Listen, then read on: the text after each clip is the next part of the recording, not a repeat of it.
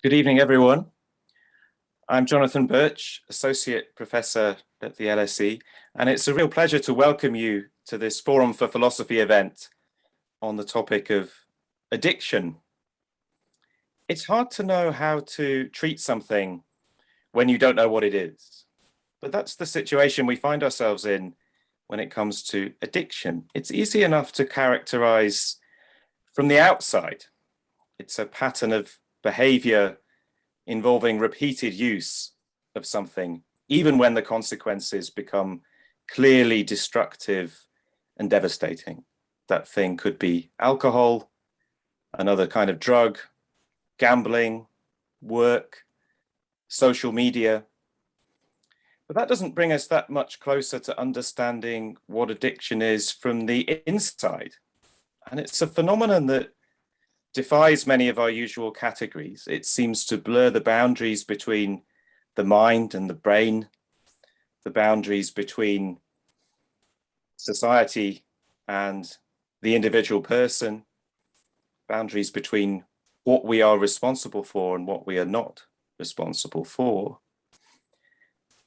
It's also incredibly difficult to recover from, and yet many people do recover, despite our relative ignorance about what's really involved in the condition. We'll be talking in this event about what addiction is, how people recover from it, and what we can learn from this process of addiction and recovery about what it is to be human, what it is to be a self, what it is to be an agent. And I'm joined by three panelists who are bringing unusual and incredibly interesting and important perspectives to bear on these questions. They are Hanna Pickard, philosopher of psychiatry, Molly Mathieson, director and founder of the New Note Orchestra, the world's first recovery orchestra, and Alex Mazonowicz, a member of that orchestra who plays the keyboard and the theremin. To give you a sense of the format for the event, we'll be talking about what addiction is in the first half of the event, and then moving towards questions of how people recover from it. And then at the end, we'll take some of your questions. You can ask your questions at any time using the Q&A function in this webinar. Please do, and we'll get to them at the end of the event. So let's start with you, Hanna. You've written in your work about how you have this very unusual background. You're a philosopher, but you've also worked as a therapist. And you've written about how that experience of interacting with people suffering from addiction changed your view about what addiction is. Do you want to tell us how your views changed and how it happened? Sure. Well, in some sense, maybe the place to start is on a note that you touched on in your introduction, which is the importance of thinking about addiction from the inside, right? Thinking about it from the perspective of a person's psychology, where they are living a life where they're struggling to stop using drugs or to stop engaging in a behavior, which on the one hand, they clearly really want to do, but then on the other hand is just wreaking this terrible, destructive havoc in their lives. And I guess one of the things that being close to people who are facing that struggle does, whether you're an individual friend or family member, or you come at it from a more clinical perspective, is put you in relationship with that person and their psychology.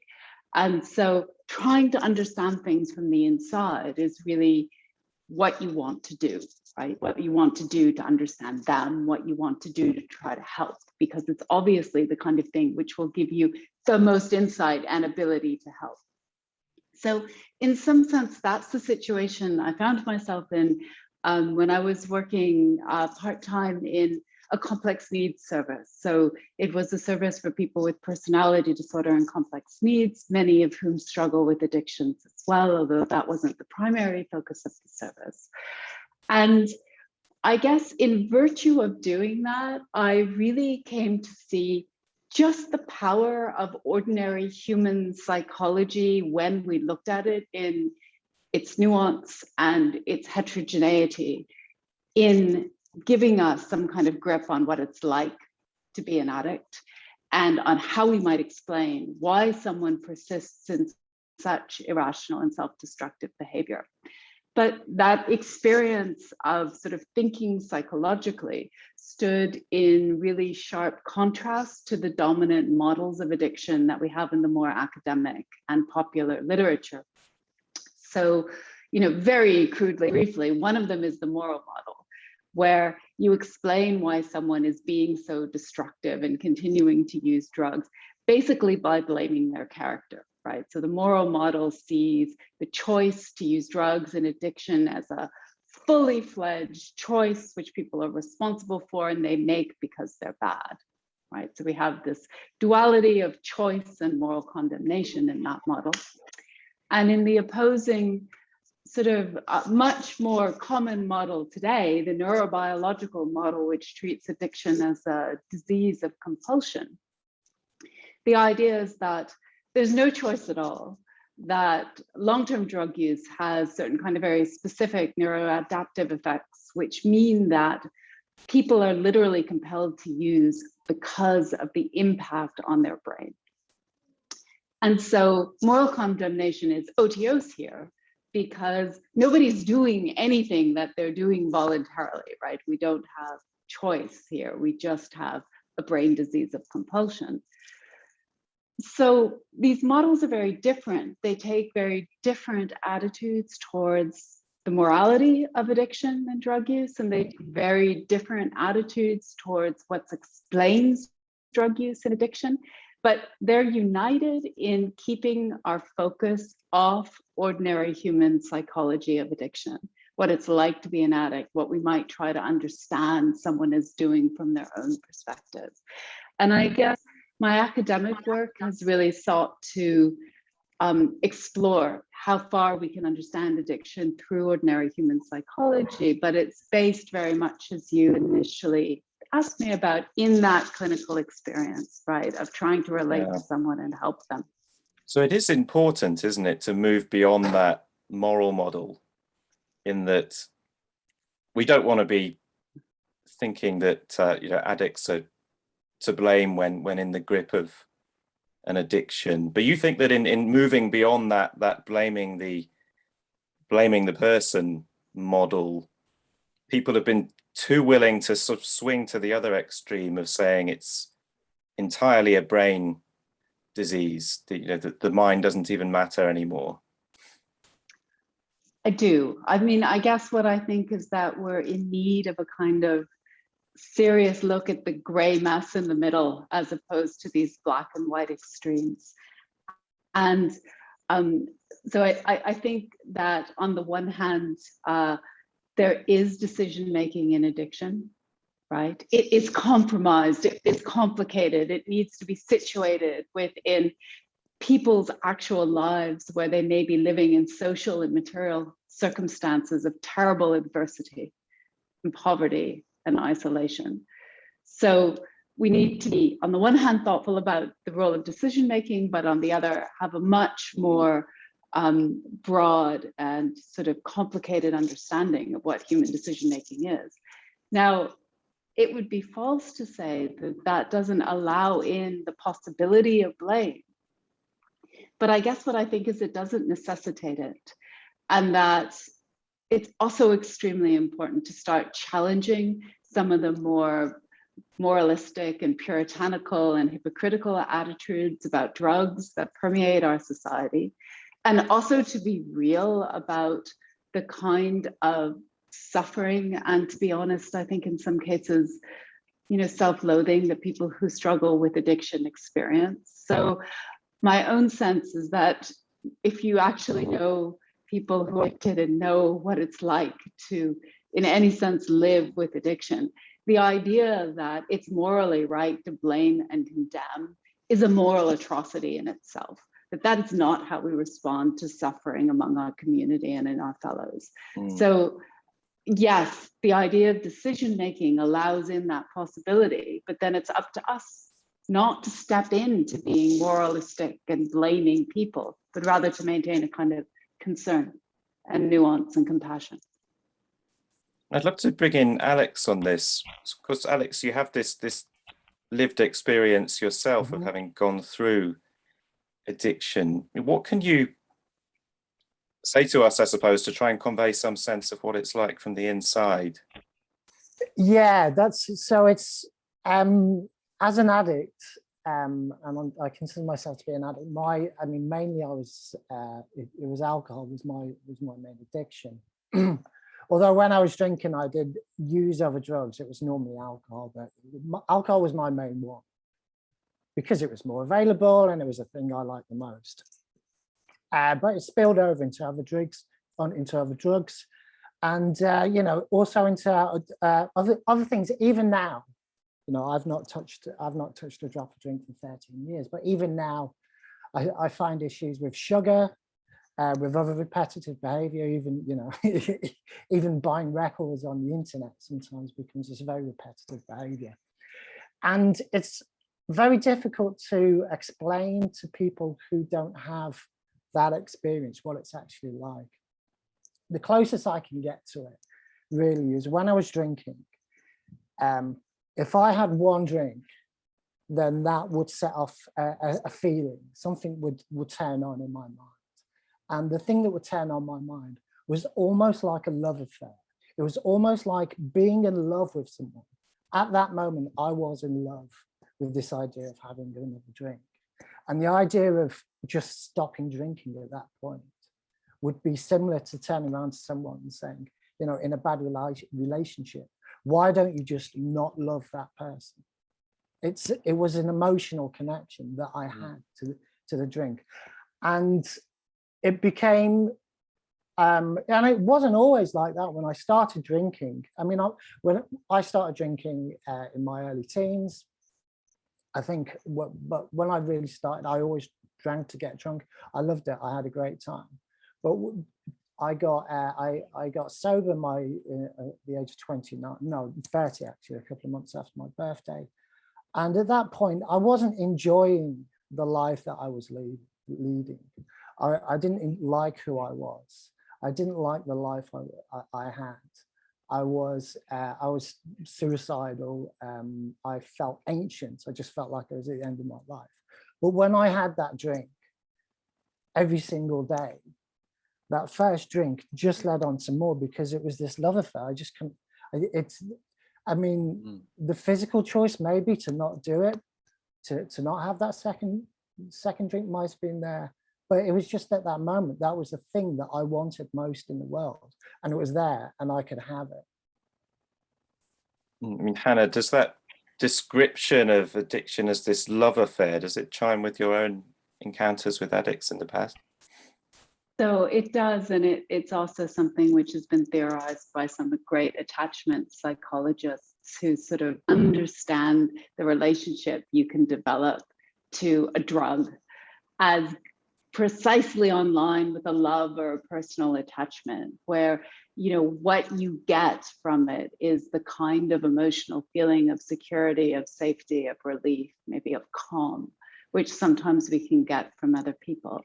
And if you think of it that way, I mean, imagine the person you get that from, right? Imagine the person who makes you feel okay in yourself, right? Who gives you that. And now imagine being cut off for them.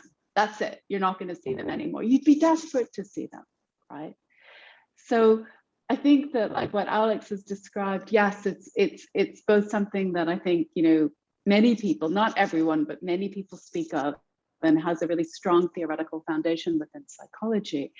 But also we can all understand, right? We can all understand that sense of desperation you would have if that one thing that made you okay in yourself, that you loved more than anything else, that gave you security, was taken away from you, and understand then why you would persist in seeking it out, even if it had elements to it that were really problematic in other ways. I mean, maybe a nice analogy in some ways is a really violent or tortured or abusive relationship, where on the one hand there can be love, and we need to acknowledge that and not pretend it's always love less. But on the other hand, there's something terribly destructive that the person needs to extricate themselves from. So yeah, I thought that was extremely eloquently put and really rung true to what I've heard people speak about.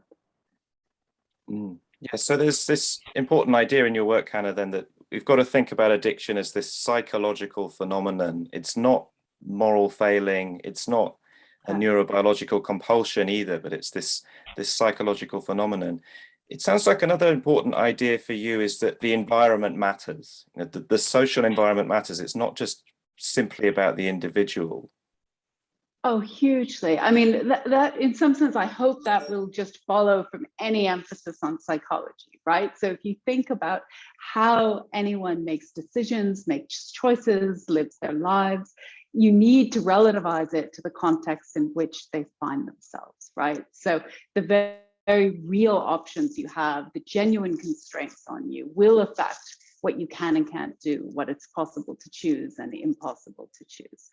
And so that's kind of a general theoretical point. But of course, one of the things we know about addiction is that it's highly correlated. There are, of course, exceptions, but highly correlated with people who really do live in situations of poverty, of despair, of hopelessness, who may have come from backgrounds where they haven't had the kind of upbringing which allows them to form good attachments to their parents, right? Sometimes people start using drugs and alcohol very early because they're looking for some love in some sense that isn't there in their family or in their environment. And so all of those things help contextualize decision-making and choices and are incredibly important, therefore, for understanding a person's psychology. They're also incredibly important for knowing where to intervene, right? So one of the things about both the moral model and the brain disease model is that they point us towards trying to fix the individual, right? Either there's a problem with the character or there's a problem with their brain, and that's what needs fixing. Well, sometimes we might be able to fix things by focusing on the circumstances in which somebody lives and lifting them out of poverty or offering them a community of support or a job. And those can be tremendously powerful ways of helping someone move towards recovery, which kind of get blindsided by both the moral model and the disease model. Yeah. Alex, does that chime with your experience? Do you think the environment you were in was a factor in the addiction you developed? Yeah, that's really interesting. I mean, I come from a pretty good family. We weren't. I wouldn't have described our upbringing as poverty at all. But what was in my environment when I was young was a lot of drinking. I mean, we're Irish Catholics from Liverpool. There was a lot of drinking in the family. But I moved when in my early 20s. I moved from the UK to a foreign country. And in that foreign country, the community that I found was expat English teachers, is what I did for a while. And within that community, there was a lot of heavy drinking. And that was the community that I felt most comfortable in, not the community that I prefer to be in, but the community that I felt the most comfortable in. And I would say towards the end of my drinking, the people that I spent the most time with and that I hung out with were people that I didn't particularly like, but people who I would be comfortable to drink with, people who drank as much as me. So that's what I would say about that. But I think one thing that was very important for me when I got sober was to have a sober community around me. I went to peer-to-peer support groups, and there are a lot of different types out there now, and I went to one of them, and it was very important to me that it was English speaking as well. Because I was in a foreign country, and that was incredibly important for me. I credit getting sober to that. I don't think I would have been able to manage without a community around me. Great. And Hannah, I wanted to ask as well about the diversity of experiences, I suppose, of addicts. One thing I've heard people say about autism is that if you've met one autistic person, you've met one autistic person, that the condition is incredibly variable. I could imagine that the same is actually true of addiction. Is that right? Well, that's certainly my view. I didn't know that that phrase about autism, which is wonderful, and I'm going to poach it now for addiction. So look, it would be silly to say that we can't sometimes get some generalizations or patterns, right? And that there's some commonalities between people, and that's part of why certain kinds of support groups can be so helpful, because people can share experience and feel a bit less alone because they have those commonalities. But I do think that there really is no single explanation of why people persist in using drugs despite the terrible destructive effects on their lives, that we have a host of explanations. And, you know, for a while I was publishing papers which said things like, there are 3 explanations. And then the next paper, I realized there was another. So I'd say there were 4 explanations, and then there were 5. And now I'm sort of up to saying something like there's at least 6 or 7. But, you know, no doubt they can be subdivided further, and new things that I haven't recognized will come forward. But I mean, just to sort of pluck a couple of things which maybe can be a bit of a platform for talking further with Alex and Molly about some of their work. So, you know, one of the things that I think is extremely important, which, you know, is part of our sort of folk understanding of addiction, but which has received extremely little philosophical or indeed scientific attention, is denial, right? And the idea that part of why you might keep using despite negative consequences is that you're in denial that drug use is having this effect on your life, right? So that's something that AA makes a lot of, and it's part of our sort of ordinary thinking about addiction, but it's something that has been really under-theorized, and it's clearly so crucial. Ways in which we can deceive ourselves or delude ourselves about the impact our behavior is actually having on ourselves and the people we care of. So that's one thing. But here's something totally different, and which is utterly inconsistent with denial. So somebody who was in denial couldn't also now be the kind of person I'm about to describe, which is a person who self-identifies as an addict and really doesn't know who they would be if they weren't an addict. And I guess in my own work and my own experience, I came to see that explanation in terms of identity and the way in which being an addict can shape your sense of who you are and define the people who are in your life and the structure that your life has as something that's incredibly powerful in keeping somebody stuck within addiction, and precisely what they need to be working on and find a way through in order to move out of it. So I don't think of it as just fluke when Alex says that when he was drinking a lot, there was this group of people he was drinking with, and they were his community. And then part of what was necessary to move out of it was to have a different community where they were collectively defining themselves as people who didn't drink, right? So there's that shift into a different kind of identity. So, I mean, that's the kind of thing I'd love to hear more from Alex about, but you can see how somebody can't both self-identify as an addict and be in denial. Those are utterly inconsistent. So if both of those explanations are true, we already have 2 completely divorced explanations of use on the table. When I was drinking, I thought a lot of the time I thought it was brilliant, and I thought I was brilliant. And sorry, I didn't hear the word. Alex, just say it again. Sorry, you thought you were. I thought I was brilliant. I thought it was brilliant, and I thought I was brilliant. Yeah. And yeah. I prided myself on the amount that I drank. I knew that I drank a lot, and I knew that it had a detrimental effect to my health. But I was kind of in this kind of mind of being like, you know, I'm a wannabe rock and roll star. I didn't say wannabe. I thought I was a rock and roll star, right? And I drank a lot, and I played in punk bands, and I thought it was great. And even towards the end, I was like, my life is, you know, I saw it as this romantic thing. You know, my life is going off the tracks. You know, I'm sleeping on the street sometimes because I've been thrown out of the house I'm living in. And, you know, I'm in this foreign country, I'm fighting with police officers, you know, and I thought it was this romantic thing. I thought I was a character in a book. And part of that, you know, I would have to say my dad, who passed away about 5 years ago, he was a heavy drinker. He was always a happy guy, but he was a heavy drinker. And people looked up to him for that, you know, and I looked up to him for that. And it was very much a part of who I was, you know. But I was in denial of the fact that it was stopping me being who I really wanted to be. And that's the thing. And that's, you know, there were projects that I couldn't finish, musical projects that just went on for, but you know, I was making an album for about 15 years and I never did it, right?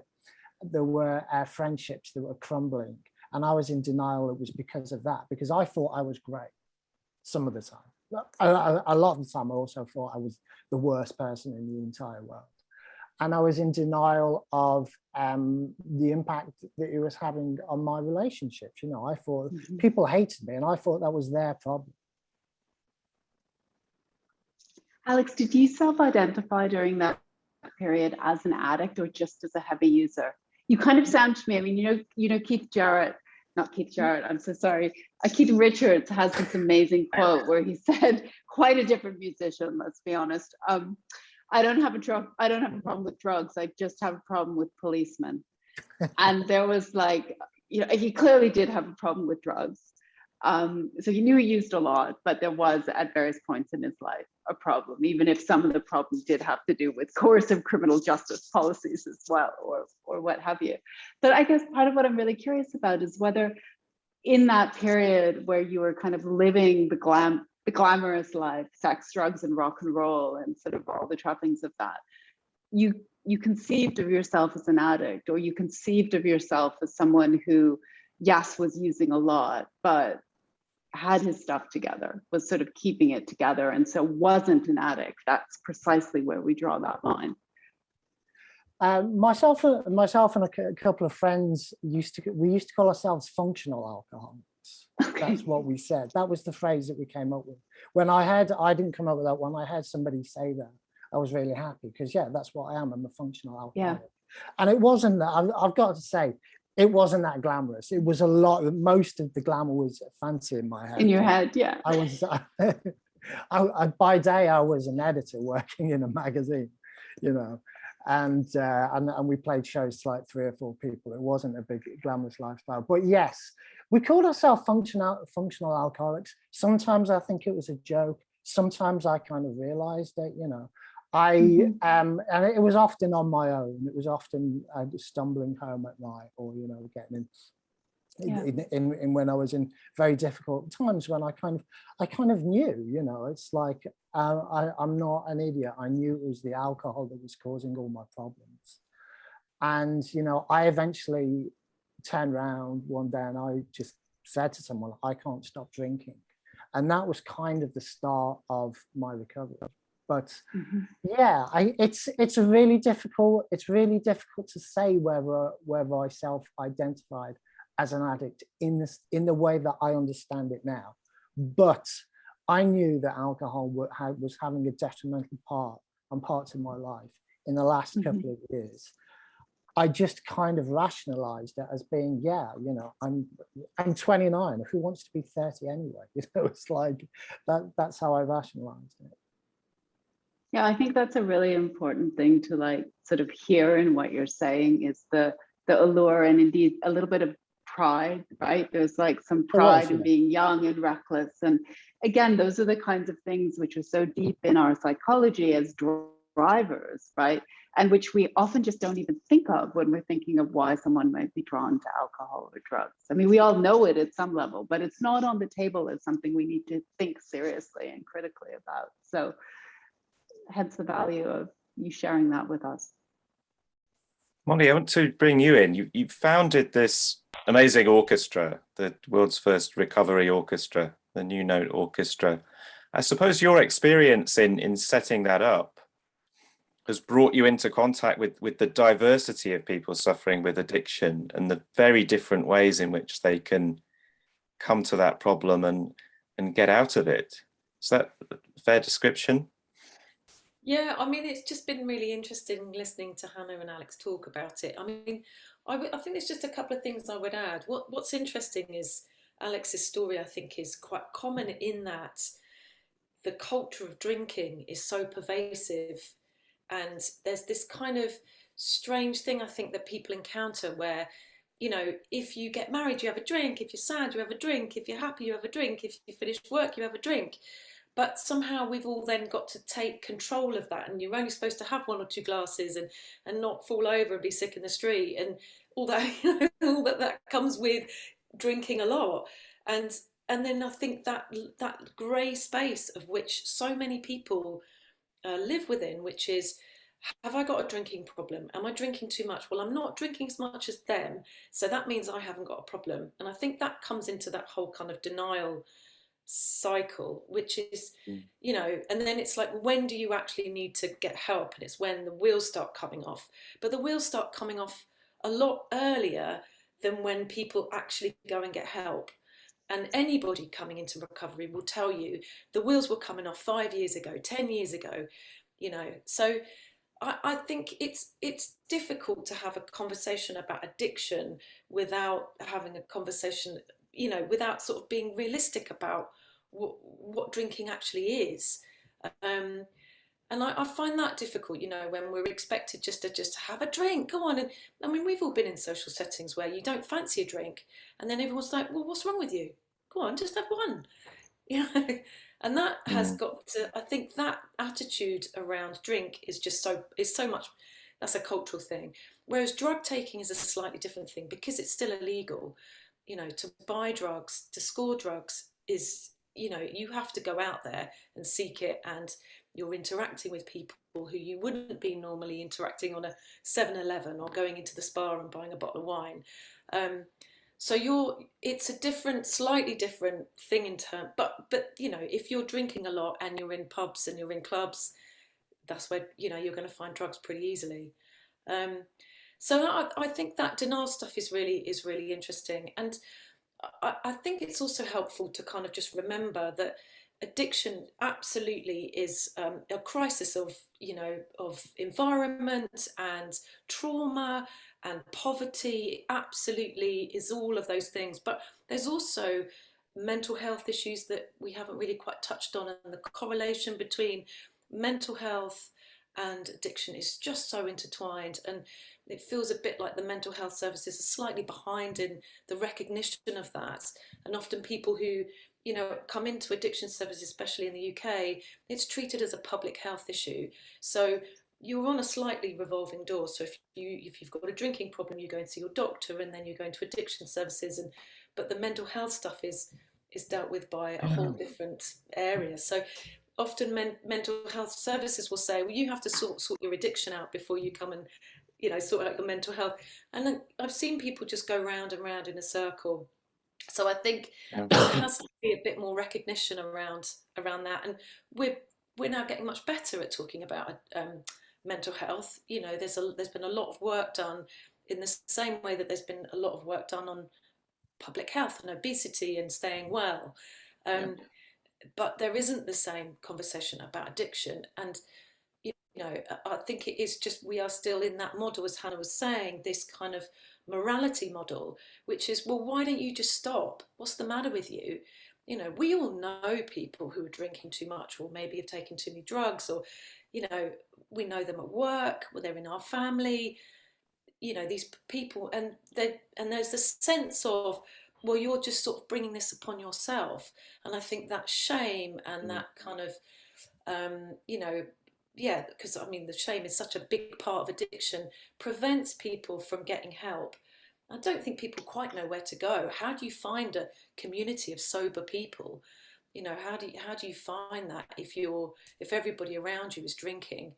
It's very difficult to kind of shake off all those friendships that you've kind of established, or, you know, suddenly to have a group of sober friends. It's like, and also the word sober has so many terrible connotations, doesn't it? You know, sober as a judge. It just sounds boring, you know. So I think that has to also kind of, what we have to wise up a little bit around that sort of stuff, and the semantics around these words are really powerful. You know, no one wants to be sober. But it doesn't sound very cool, right? It's not what an 18-year-old grows up and wants to be. It's sober. You want to Yeah, be rock and roll. sobriety has an image Yeah, problem. yeah, I think it does, and I think there's Mm. probably, you know, someone brilliant will come and do that work, I'm sure, and make it really sexy and viable. But I think there has, I mean, just to talk about the moral model a bit more. Actually, I think that's really that is why there have been so many statutory cuts to drug and alcohol services. So within the last, I don't want to get really political about it, but within the last 10 years, up to about 40% of statutory services in certain boroughs have been cut. I mean, here in Brighton, it's, you know, we're in a pretty sorry state. There's no alcohol detox facility for people to go into, and that will be happening all over the country. And we know about America, you know, I mean, not too much. I don't know too much about the kind of provision in America, but here it's pretty, you know, it's a sorry state, I would say.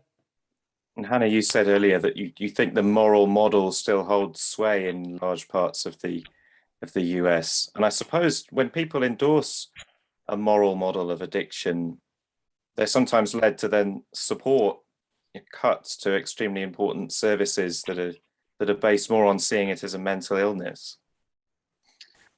Right. So there are two things in that, right? One is what our attitude towards drug use generally should be, because of course, in some sense, the moral model of addiction piggybacks on a sort of puritanical attitude towards drugs, which is extremely hypocritical and inconsistent if you think of the role of alcohol in our societies, both in the UK and the US, as Molly has just been highlighting. So alcohol is a drug, like many of the illicit drugs. The public health consequences and individual consequences of alcohol are worse than many of the drugs that we criminalize.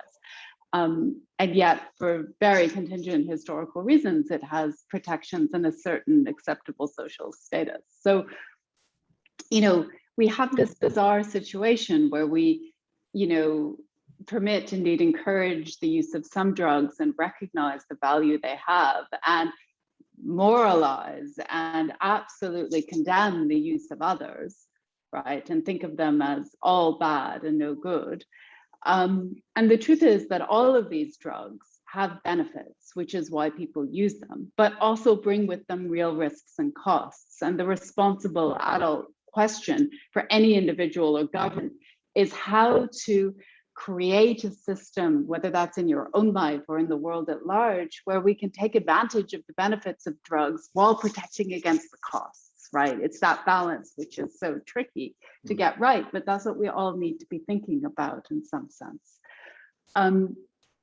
So I mean, that's sort of, you know, the moralism is still there and it's deep. And of course, it has racial overtones in the US and the UK. It's connected to gender discrimination in certain ways and gender stereotypes. So it's sort of wrapped up in many cultural attitudes, which we might want to interrogate and be a little bit more critical of.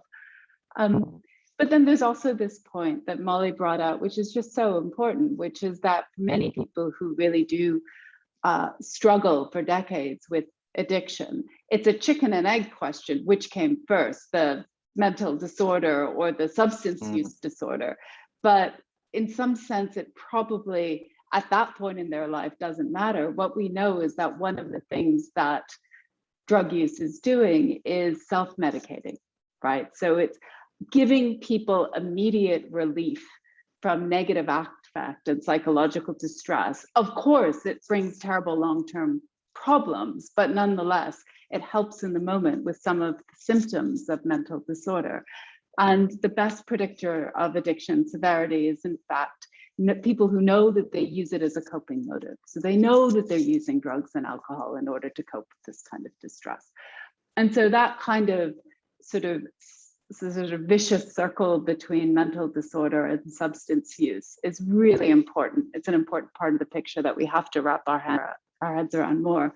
And I think Molly is like absolutely right, that that's another level of stigma and discrimination, just another thing on top of everything else, which is stopping us from approaching drug use in kind of responsible, rational ways, which help everybody as opposed to just condemn and moralize.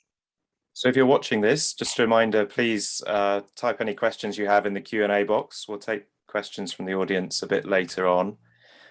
First though, I wanted to shift focus more explicitly to recovery, I suppose, and how people get out of addiction.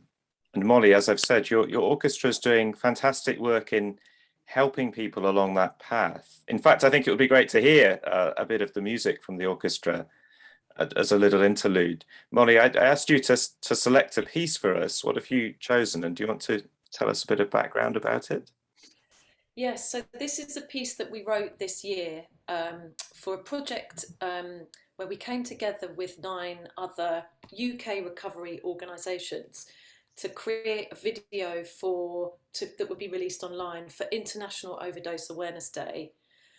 And the day happens on the 31st of August, and it's a remembrance to all those who've been lost to overdose, but also the fallout for family and friends and loved ones and extended kind of, you know, circles of people who know people who've overdosed. And it's, you know, the numbers are shockingly high, and it was just a project to really raise awareness around this issue. And so we wrote and recorded this piece, and you can actually watch the video online, which I think has got about 17,000 views now, which is great.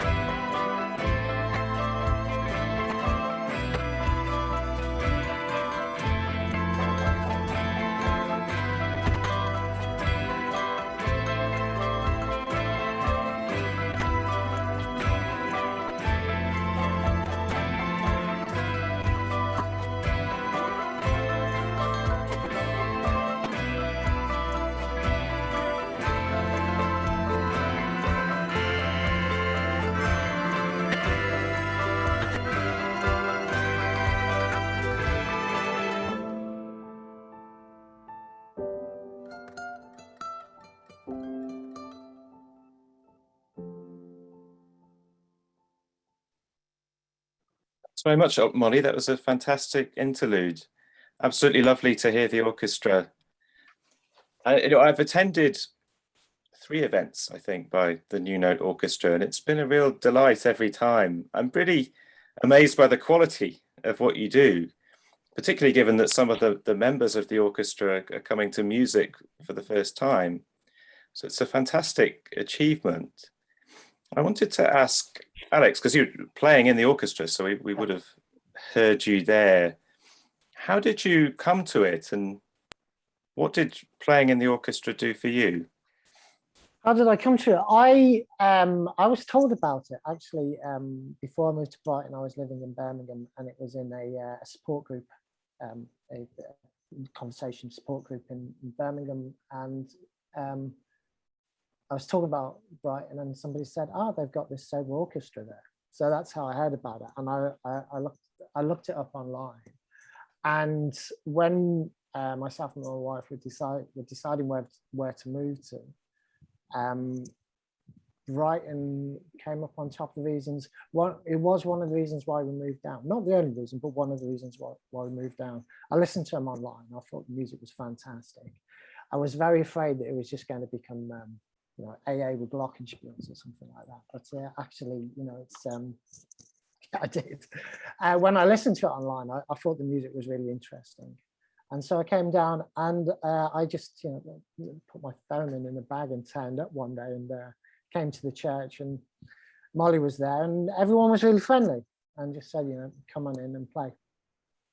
And it kind of all started from there. But what does it mean to me? It's first of all, so we Hannah mentioned earlier about the importance of community, and that's one of the things that's really important for me. When I was using, I always had these big grandiose plans of all these things that I was going to be able to do, you know, and a lot of them centered around music. I'm just obsessed by music and always have been. And they never came to fruition because I was either too drunk or too hungover or in too much of an emotional or mental health crisis to be able to do those things.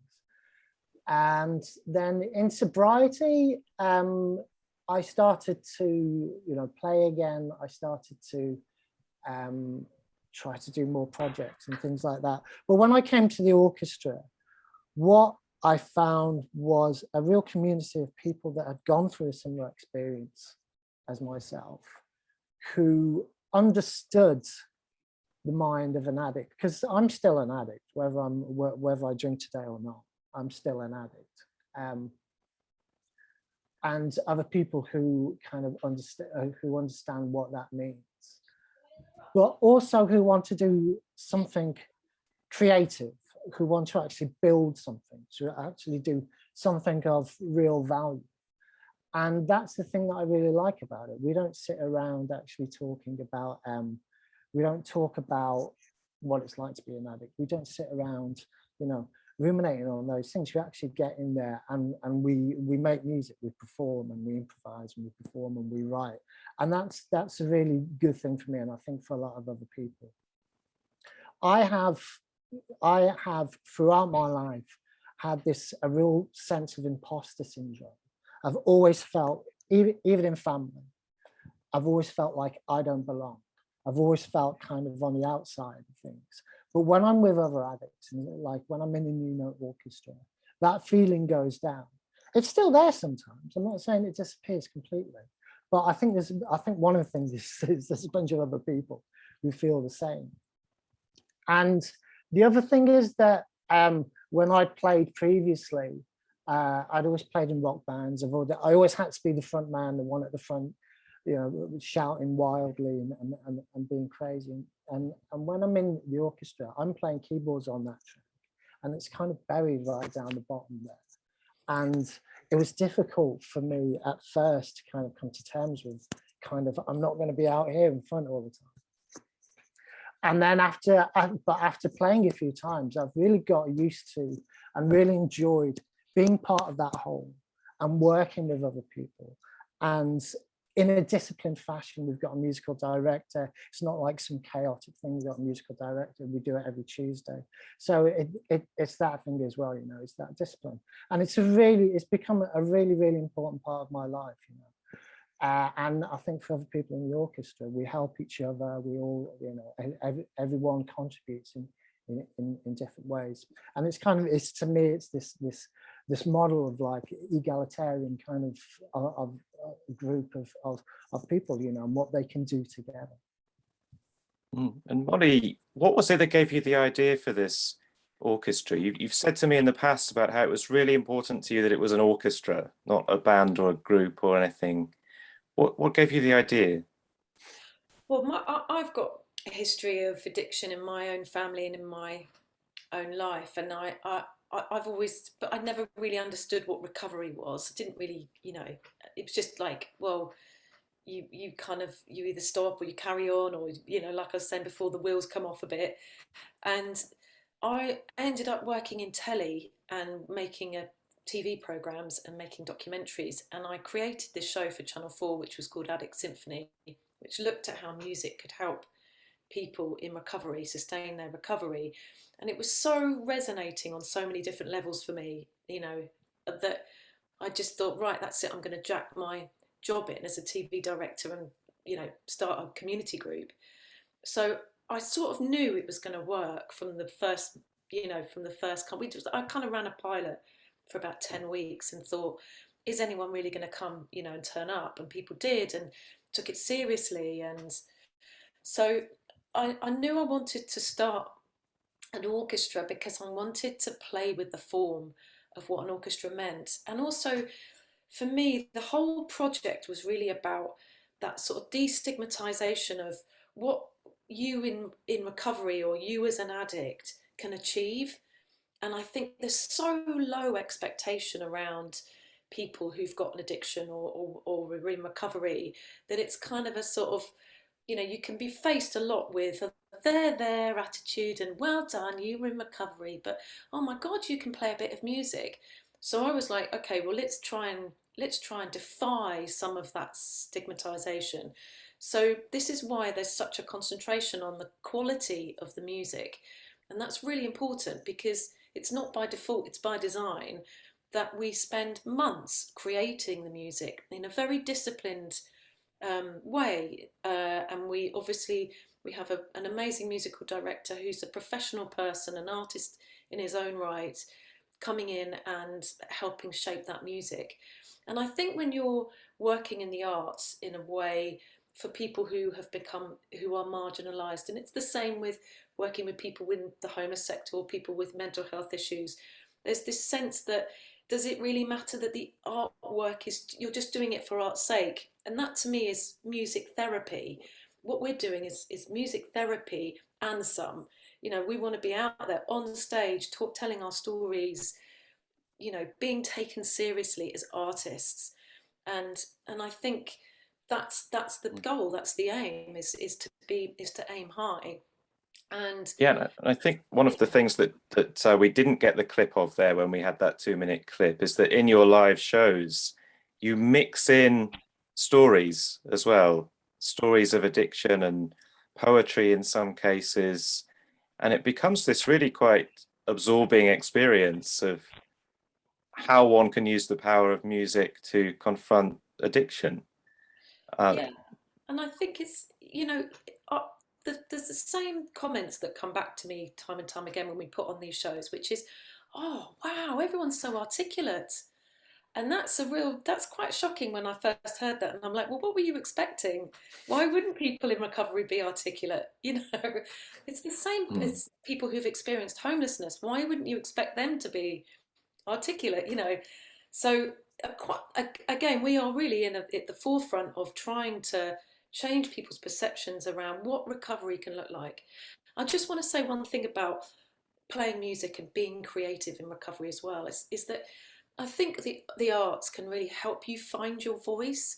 You know, for so long as an addict, Alex, I'm sure it'd be great to hear from you, Alex, about how you feel about this point. But for a long time, when you're an addict and you're using, you lose your voice, you lose your sense of self. You're so disconnected from who you are and disconnected from others that it can be very troubling to come in and find your voice and suddenly tell your story. And it takes people a long time to work out what parts of their story they want to talk about.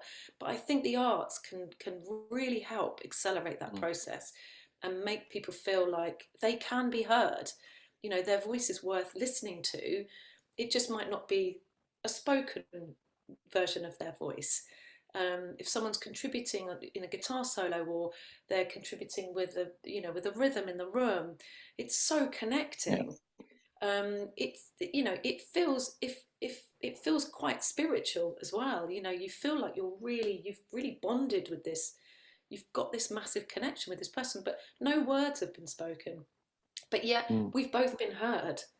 you know. And I think that's, it's not just music. It could be creative. It could be dancing. It could be painting. It could be theatre. It could be anything. Yeah.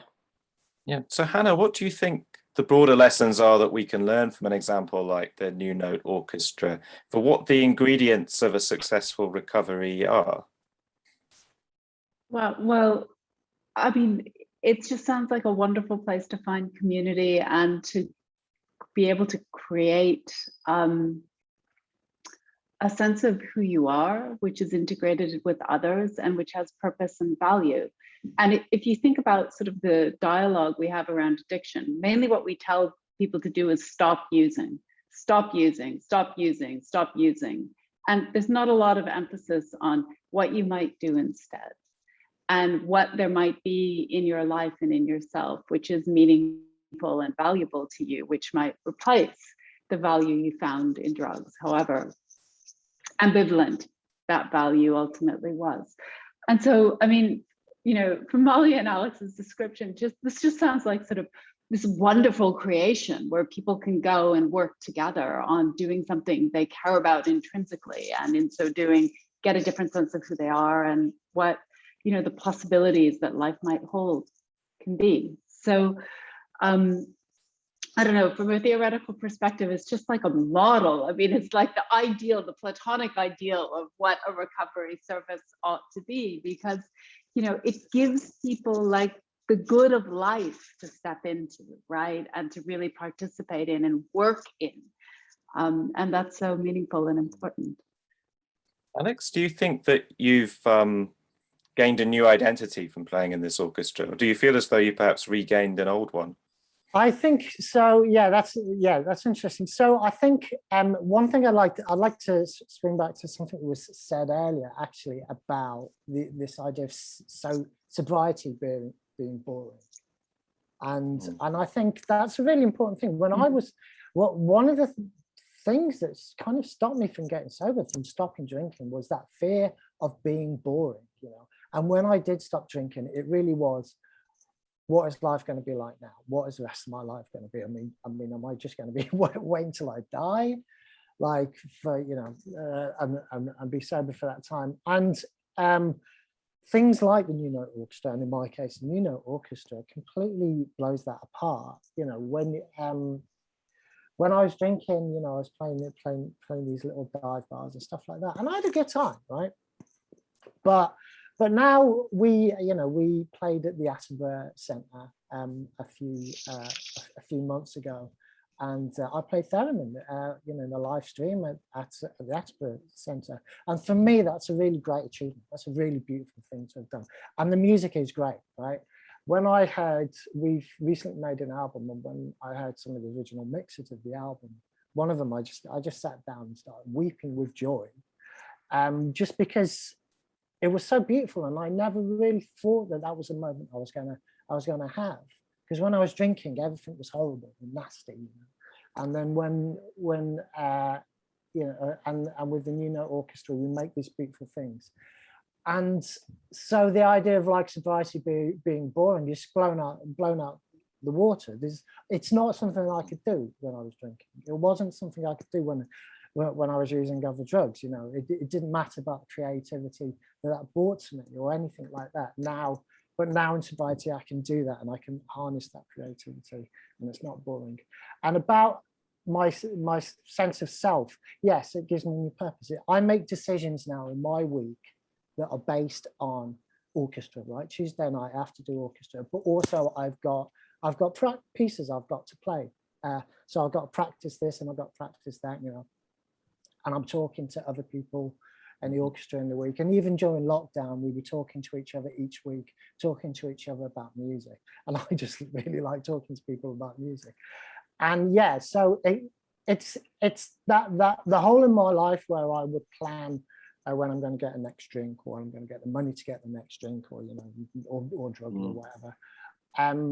It's kind of, it's not like that hole's been filled in. It's like there's no need for that, because my life is based around these other things that I really enjoy and that I really love. Yeah, That's wonderful. It's time now for us to see how many of those audience questions we can get through. Molly, here's an easy one. Tell us again the name of the piece that we played. It was for International Overdose Awareness Day. Would it help if I put the thing in the chat? I'll find it online. Could do. Did it have a name, the piece? Is it untitled? Well, it's on. Yeah, I mean, we're not. Yeah, it is untitled. So if anyone's got a good title, yeah, I mean, it's known as the International Overdose Awareness Day piece. But yeah, I mean, a snappy title would be great. That's what it says on the top of the score, isn't it? International. Great. Okay, there's a couple of questions about other kinds of addiction. Do you think that substance addictions and behavioral addictions should be treated differently? Don't you find that only talking about substance addiction limits people's ability to understand addiction as something that might also involve a multitude of substances and behaviors, including addictions like work addiction and love addiction? I mentioned social media addiction as well at the beginning. Hanna, what do you think? Oh, so I think it's really important to try to get as much commonality as we can between chemical addictions and behavioral addictions. And, you know, that's because if you think about them psychologically, they really have very similar functions in people's lives. They have similar kinds of diversities of explanations, and both can illuminate each other. I mean, there are, of course, some differences which you'd be kind of remiss not to just mention, which is that for some drugs, when people become dependent, there is a genuine physical withdrawal syndrome, which can be dangerous and needs to be managed as a result. So, you know, we shouldn't, in looking for the commonalities, lose track of that point, which is an important point for people's health and safety. But 100%, I think that the kind of way we've been talking about addiction today applies equally to both, and that's part of its power. I call myself an addict rather than an alcoholic, simply because it affects everything I do, and I can really slip into other kind of behavioral addictions really easy, or like, you know, just spend a week eating nothing but chocolate, and to the detriment of my health, and I have done that. There's a question here: does recovery imply abstinence? Molly, do you want to take that one? Sorry, I missed that. Does it mean, do you need does to recovery imply abstinence? That's a really interesting question. Yeah, I think recovery means different things to different people. If you were to talk to the services, you would be working towards abstinence, but you might have a form of medication that you might be taking in order to achieve that goal. For some people, total abstinence is just it's not doable. If you're in self-help groups and mutual aid groups, then abstinence is seen as the ultimate goal. We have a kind of, I personally have, I don't really have a judgment around this, because I think if you turn up to the Tuesday night and you are sober on that night, that is fine. I don't ask questions about what you were doing Saturday night. You know, but people are very honest about their recovery. Some people are completely abstinent and think that is, you know, I mean, you'd want to think that abstinence is where you want to be, right? Because if you're not, you're still really using, but you might need medication to get there.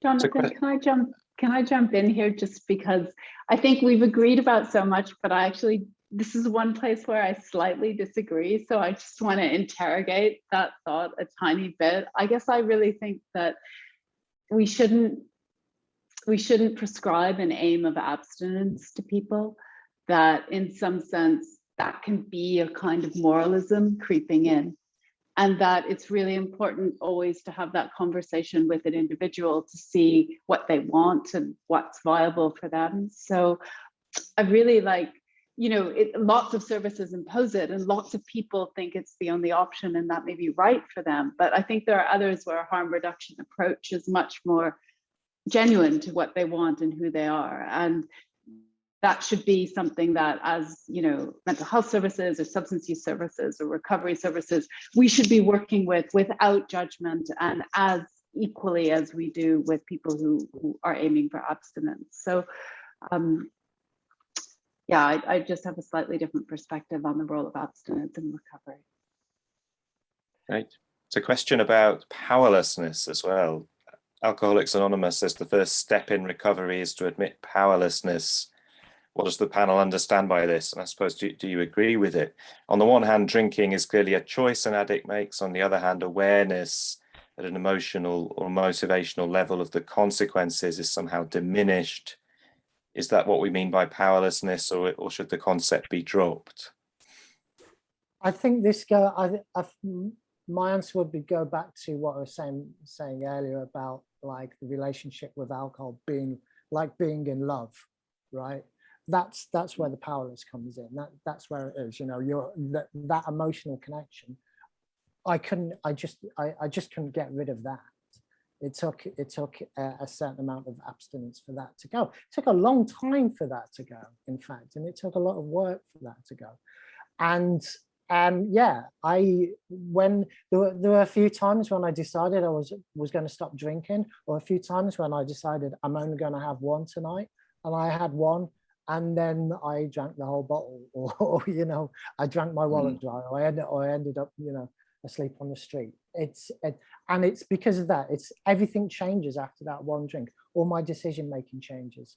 My goals for that night change. Everything changed.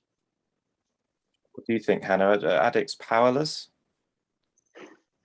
So I guess the question for me is, what function is that playing? People have to stand up and say it.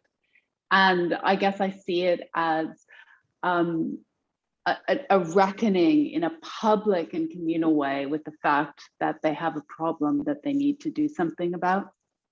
But personally, I wish we could change the language of that, because I think you could have a sort of avowal which had that function within a group without having to say I'm powerless. Because one of the things about saying I'm powerless is that if you genuinely believe it, there's not a lot you can do to make changes in your life. And we know that one of the really key things is to support people to feel not like they're powerless, but that they're empowered, right? That they have agency, that this is something that they can do with support and help. They really can do. So I don't want to be too down on the avowal that people are required to make, because I think it does serve a really interesting and important function in the group. But I do wish we could have people say something slightly different, a little bit more enabling. Yeah, here's a question for Alex. Was it important to admit to yourself that you have an addiction to alcohol before you made a decision to do something about it? Very important, yeah, very important. And what was more important, it was important for me to say it to someone else. It wasn't until I really admitted it to someone else close to me, and that I became able to do something about it.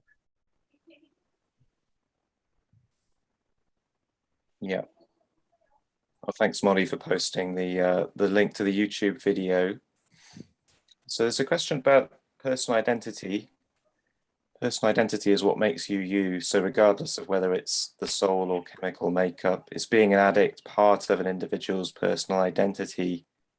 There are clearly environmental factors because of the link with poverty, but that doesn't seem to be the only cause. It's an important theme in your work, isn't it, Hannah, that identity is a huge part of addiction that addicts develop. An identity of being an addict from which they have to escape. It can be. I mean, I want to immediately say that I don't claim it's true of everyone, but I think it's a really underappreciated and important component of addiction for many, many people. And I guess, you know, connected to the recovery theme we've been talking about is then how much it's important to actually fashion a different identity to come out of it, right? So you need to be able to put the addict identity aside and step into something new and different. And I think one of the really important things connected to sort of the environment people grow up in is that, yes, for some people, there might be an earlier identity that they can reclaim, right? So some people have come to addiction late and they can sort of fall back on who they were and the things they cared about or beforehand, or maybe early in their time when they were using too much drugs and alcohols. And so there's something there for them to return to. But I think there really are people for whom they started using so young or have been using so long that there isn't an identity to reclaim. There really is this project of fashioning something sort of from the ground up that's new. And that's really a creative narrative project, which the New Note Orchestra or other similar kinds of experiences can sort of scaffold for somebody, but it's a major undertaking. So, I don't see identity as identity in this sense, this sense of self, notion of identity as something fixed, as opposed to something that we sort of shift through and create and can refine or have to form again from scratch. And there's a question about elephants and baboons that I quite like. That elephants and baboons do get drunk when they find sources of alcohol. They love to. But they can't develop an addiction because they can't stockpile the alcohol or construct an environment where it's readily available. The question is, I'm interested to hear how much the panel think environmental factors contribute to explaining addiction. Seems like a theme of the discussion tonight has been, they contribute quite a lot. I think bees do as well. I think bees get drunk as well. I think when I was an addict, being able to access it, I think that's why it was alcohol primarily for me, because I did other drugs, but alcohol was the most available one. I always found drug deals a little bit scary, where I was going to the pub was, and I genuinely believe that's why it was. Being in and also I was always in an environment where heavy drinking wasn't really looked down on that much. I was in bands, I was at university, and then and then I left the country and hung out with people in this kind of expat community where everyone drank a lot, and we're quite proud of it. Although I did towards the end have to change different groups every single night. I had to find a Monday night group and a Tuesday night group because everyone drank on different nights and I needed to have one every night. I'm afraid that's all we've got time for. I think that the themes of this discussion have been really good and important, in that I think we have emphasized that addiction is not simply a moral failing, and it's not simply a neurobiological compulsion, but is a psychological phenomenon, and a very complex one. That it's not just about the individual, but also about their social environment, and that it's not just one thing. That there's this huge plurality and diversity of the reasons that people can be drawn into addiction, and many different ways it can feel like from the inside. And accordingly, we've seen, I think, that recovery is very much about putting the right environment in place, giving people a sense of community, a sense of purpose, a sense of self. And it seems to me that the New Note Orchestra is a fantastic example of how to do that well. So thanks very much to everyone attending this for your questions. Thanks very much to Hanna and Molly and Alex for your incredibly interesting discussion. The next Forum for Philosophy event is on the life and work of Susan Stebbing. Don't miss it. Good night.